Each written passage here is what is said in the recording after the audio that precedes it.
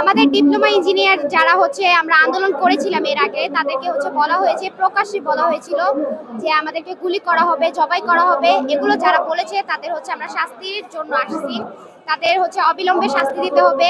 তারপর কারিগরি ছাত্র আন্দোলন কর্তৃক যে সকল দাবি উত্থাপিত করা হয়েছে আমাদের ডিপ্লোমা ইঞ্জিনিয়ারদের পক্ষ থেকে, তো সেই দাবিগুলো বাস্তবায়ন করা লাগবে অতি অবিলম্বে।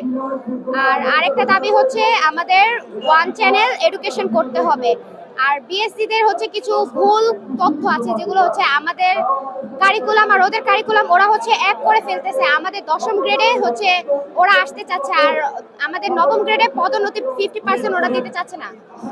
তো এগুলোই হচ্ছে আমাদের দাবি। এগুলো হচ্ছে আমাদেরকে, ওদের 3 দফা যে দাবিগুলো আছে ওগুলো বাস্তবায়ন করা যাবে না, ওদের দাবিগুলো অযৌক্তিক। আমার নাম সুমাইয়া আক্তার, আমি ঢাকা পলিটেকনিক ইনস্টিটিউটের আর্কিটেকচার ডিপার্টমেন্টের স্টুডেন্ট।